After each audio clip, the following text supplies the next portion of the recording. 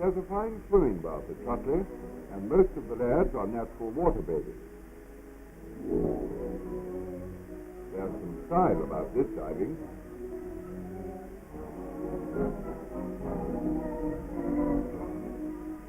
On the springboard, the young man's fancy lightly turns to thoughts of what comes of making a bud. The boys always shine at PT. Perhaps it helps to provide an outlet for their healthy young animal spirit. And here again, most of the exercises are in the form of game. They can play them and profit by them.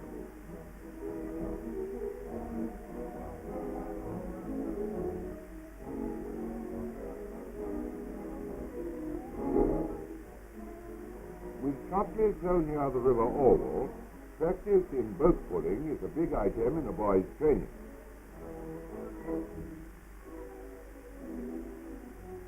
One of the first duties of the coxswain is to check the position of the rower's feet against the stretchers, the boy's place on the thwart or seat, and the length of the oar. This is done during the oars up. A good oarsman sits square with heels together on the stretcher and shoulders well back.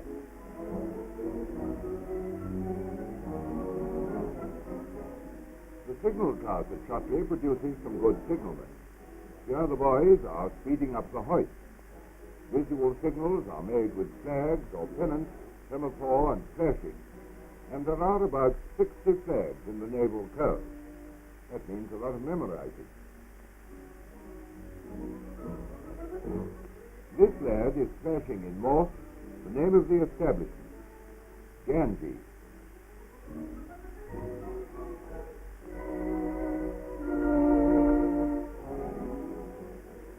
Wireless scouts are practicing an operation in the field, or rather up the cliff. They learn to transmit and receive with great efficiency.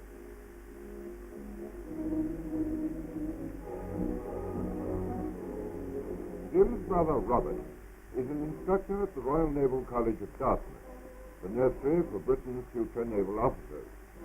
The college was founded in 1905 to replace the training ship Britannia. The parade for divisions at the college, the ceremonial that precedes the routine of the day, is always an impressive spectacle. In their trim uniforms, navy blue trousers and double-breasted reefer, the cadets are the essence of smartness. There are about 500 of them at Dartmouth. The color party advances grandly down the steps towards the parade ground, where an escort awaits.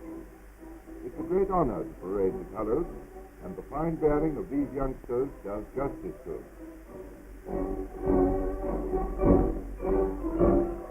This is an occasion that always draws a good gallery. Today, quite a number of American visitors.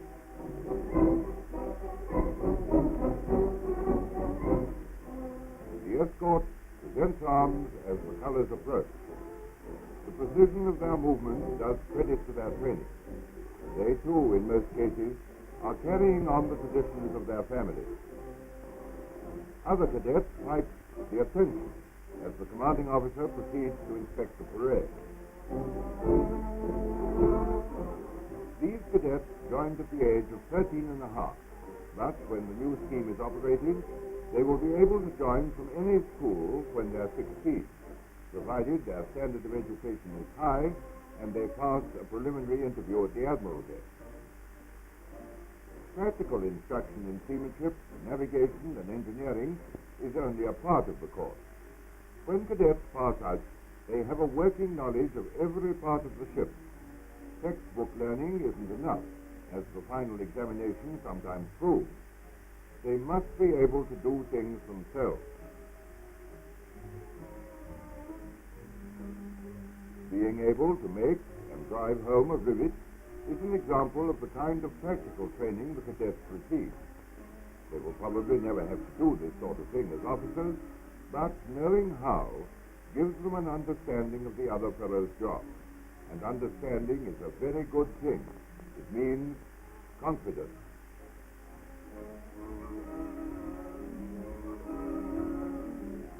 During the stand easy, the cadets repair to the dining hall for cocoa and biscuits, hard ship's biscuits. And there's many a dip twixt the cup and the lip. It's a morning break for biscuits and badinage.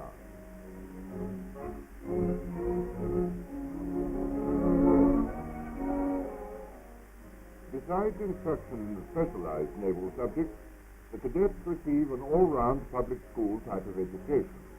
It includes English, history, geography, modern languages, mathematics, economics, science, and music. They work hard and study hard. That's the way it is with these admirals of the future.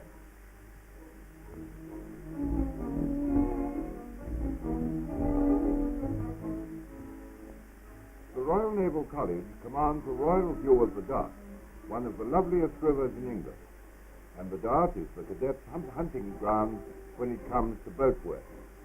Apart from any formal instruction, the boys are encouraged to handle boats of all kinds, and at frequent intervals, rail races are run between yachts, whalers, dinghies, and other small craft belonging to the college. On these occasions, the cadets are given a free hand to maneuver their boats as they wish. They are skippers of their own craft.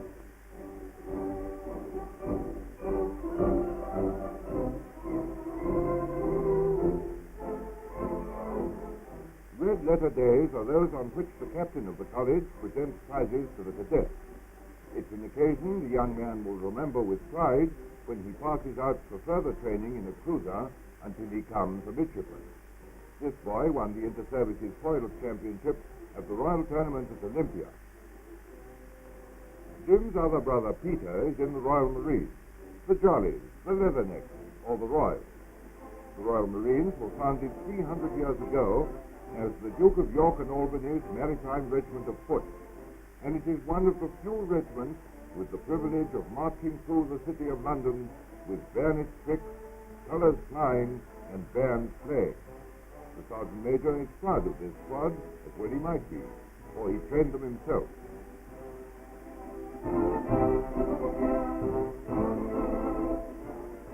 The Marines are trained first as soldiers, and their proud motto, per mare, per terram, really means that wherever the Empire needs their services, they are ready and eager to obey the call. On the regimental colour, that motto takes the place of a list of battle honours too long for inscription. Watch the Marines drilling, and you'll agree that as an outstanding example of smartness, timing, and precision, it couldn't be surpassed. Every man is on his toes. Every man marches as if the success of the turnout depended on him. And they demonstrate the kind of arms drill they have made their own. It's a Royal Marine showpiece.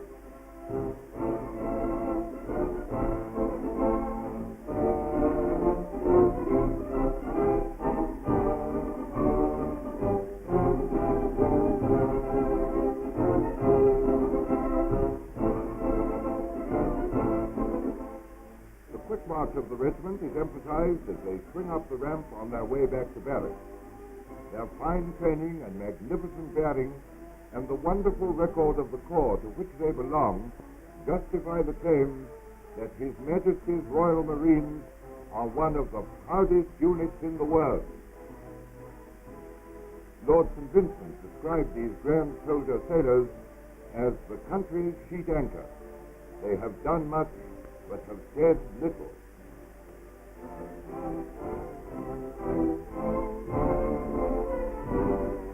Off the rocky coast of Cornwall and overlooking St. Ives Bay are the headquarters of those sturdy young daredevils, the Royal Marine Commandos. They are the men who specialize in assault landing, by sea, air, land, or what have you. And the more hazardous the assault, the better they like it.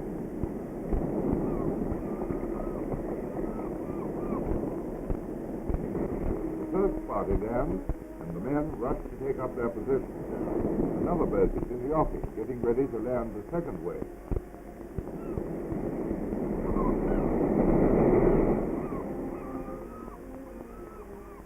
Each man has his appointed place and special job. Though the attack is a swift assault, it fits into to an ordered pattern.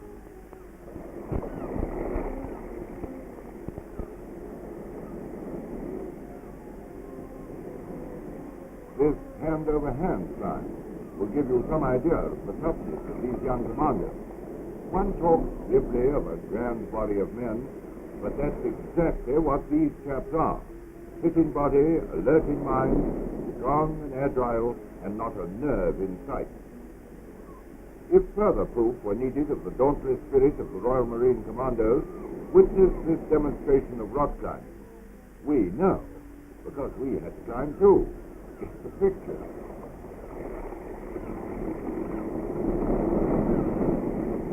Up the bulging, slippery face of the rock, they made steady progress.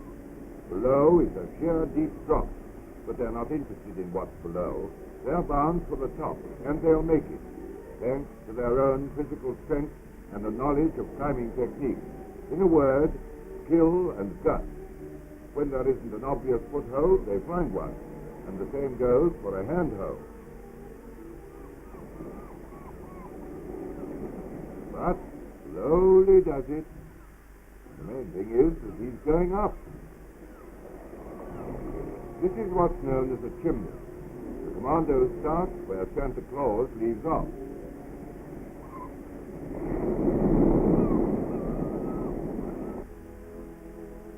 Now meet the miniature Marines, the cadets, pocket editions of their fathers, yes, and grandfathers, who were in the same branch of the senior service.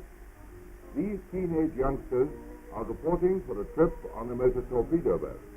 And here's Freddie Freckles. He's soon spotted.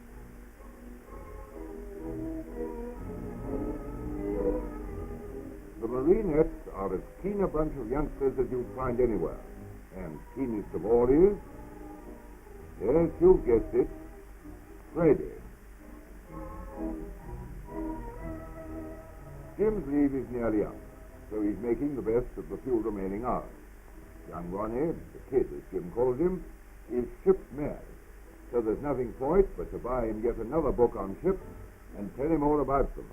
After all, a sailor father has his responsibility.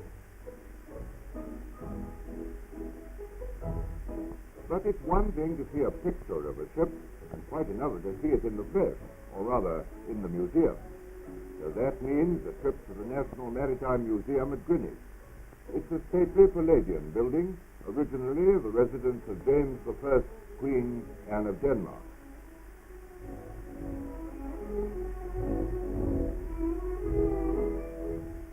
Each room is dedicated to a definite period in naval history, and Jim and Ronnie examine the old wooden sailing ships first.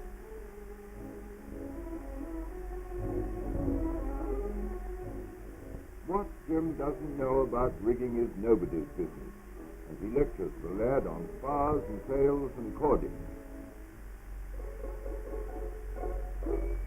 The romantic transformation from sail to steam, from wood to iron, the age when in one of these ships the voyage to Australia was reduced from 13 weeks to 30 days, the era of the miracle of floating iron. The protected cruiser HMS Powerful, 14,000 tons of steel sheathed with wood.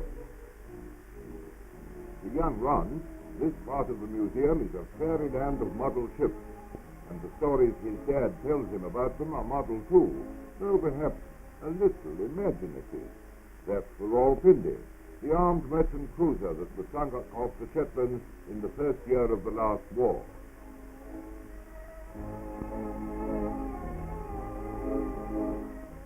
Here are the actual uniforms worn by Britain's most famous admiral, Nelson. On the shoulder you can see where he suffered one of his wounds. It's a great moment for Ronnie. It does at least prove what he has read in the history book.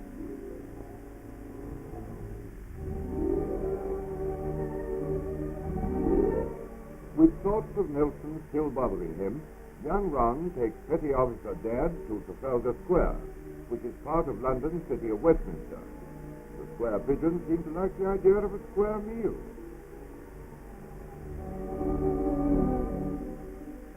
The dominating feature of the square is, of course, the Nelson Monument. Geographically, the monument stands on the most central spot in London. It's 185 feet high, including the figure, and it might surprise you to know that Nelson's height is nearly 17.5 feet. His cocked hat is nearly 4 feet across.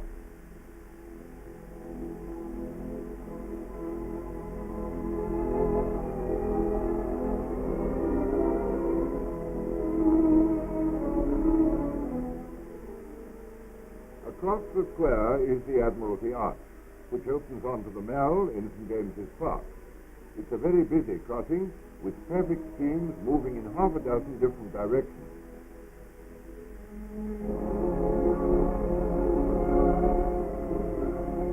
At the top of Whitehall, Ronnie buys Dad a newspaper. There may be something in it about Portsmouth. They're playing away this week, and if it's a draw, he'll be able to push a very large boat out.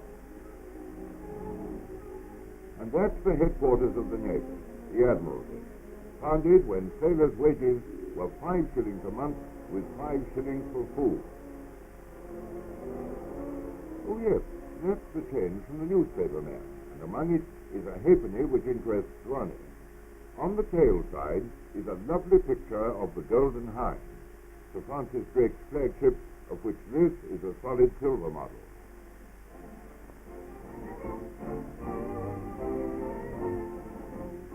Perhaps the most memorable of all peacetime naval occasions is when the King himself visits his fleet. Here, His Majesty is going on board the flagship Duke of York at Greenwich on an inspection of the home fleet in the Firth of Clyde. The Queen is a member of the party.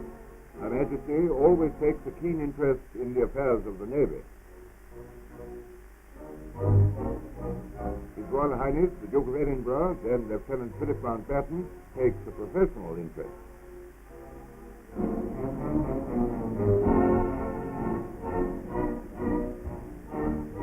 From the vantage point of the bridge, the royal party watches the many activities in the battleship and those of the ships around them, including a demonstration of flamethrowing.